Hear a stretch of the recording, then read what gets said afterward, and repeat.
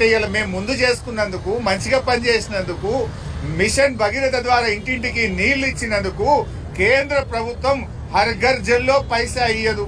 15వ ఆర్థిక సంఘం మెయింటెనెన్స్ కు 2350 కోట్లు ఇవ్వమంటే పైసా ఇవ్వరు. నీతి ఆయోగ్ 19,205 కోట్లు ఇవ్వమంటే కేంద్రం పైసా ఇయ్యదు.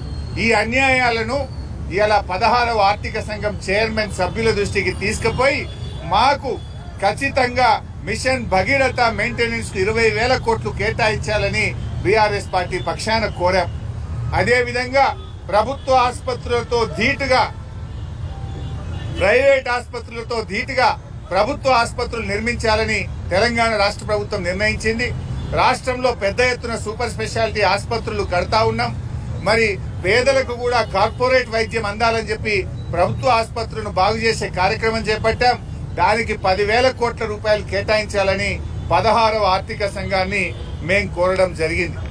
ముఖ్యంగా ఈ రోజు దేశంలో అధికారంలో ఉన్న కేంద్ర ప్రభుత్వం ఆర్థిక సంఘం యొక్క రిపోర్ట్లను కూడా తొక్కిపెడతా ఉన్నారు.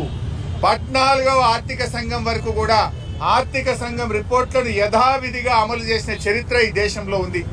మొదటిసారిగా 15వ ఆర్థిక సంఘం నివేదికను కేంద్ర ప్రభుత్వం పిక్ అండ్ చూజ్ లాగా ఇష్టమున్నవి చేసిండ్రు, ఇష్టం లేని చేయలేదు. తెలంగాణ రాష్ట్రానికి స్పెషల్ గ్రాంట్ కింద మరి 723 కోట్లు, సెక్టర్ స్పెసిఫిక్ కింద 2,350 కోట్లు, స్టేట్ స్పెసిఫిక్ కింద 3,024 కోట్లు, 6,097 కోట్లు ఇవ్వాలని 15వ ఆర్థిక సంఘం చెప్పినా తెలంగాణకు ఒక్క పైసా ఇవ్వకుండా ఇలా కేంద్ర ప్రభుత్వం అన్యాయం చేసింది. ఆర్థిక సంఘం యొక్క నివేదికను అమలు చేయకపోవడం అంటే ఇది రాజ్యాంగ ఉల్లంఘన, ఇది కాన్స్టిట్యూషనల్ బ్రీచ్ అనే విషయాన్ని కూడా 16వ ఆర్థిక సంఘం దృష్టికి తీసుకుపోయాం. తెలంగాణ పట్ల ఈ రోజు కేంద్ర ప్రభుత్వం మరి ప్రదర్శిస్తున్న కక్షపూరిత వైఖరిని, తెలంగాణకు చేస్తున్న అన్యాయాన్ని 16వ ఆర్థిక సంఘం దృష్టికి తీసుకుపోయే ప్రయత్నం కూడా చేశాం. అదేవిధంగా వరద విపత్తుల సహాయ నిధిని ఇప్పుడు 75-25 గా ఉంది. కేంద్రం 75, రాష్ట్రం 25గా ఉంది. దాన్ని గతంలో ఉన్న విధంగా 90-10 కు మార్చాలని చెప్పి కూడా బీఆర్ఎస్ పార్టీ తరఫున ఆర్థిక సంఘంను మేము కోరడం జరిగింది.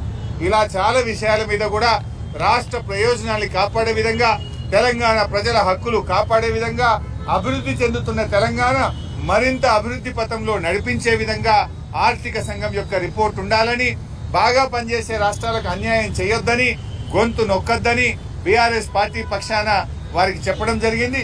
వ్రాతపూర్వకంగా కూడా మా మెమోరాండం కూడా ఇచ్చాం. ఆ మెమోరాండం కాపీని కూడా మీ అందరితో షేర్ చేస్తాం. హరీష్ రావు గారు, మీరు మొన్న ట్వీట్ చేశారు, ఫైనాన్షియల్ కమిటీస్ ఇంకా వేయట్లేదని నేను చెప్పారు.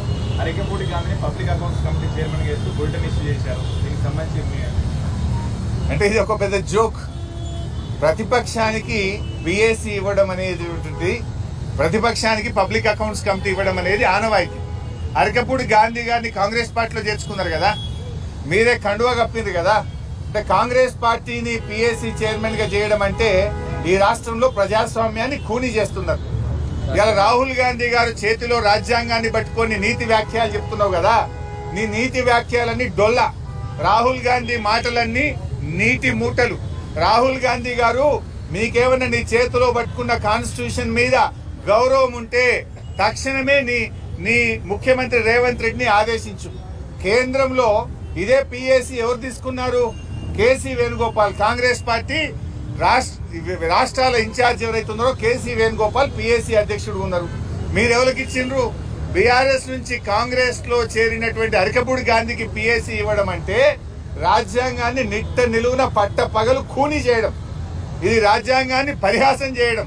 ఇవాళ రాహుల్ గాంధీ గారికి కాన్స్టిట్యూషన్ గురించి మాట్లాడే నైతిక హక్కే లేదు.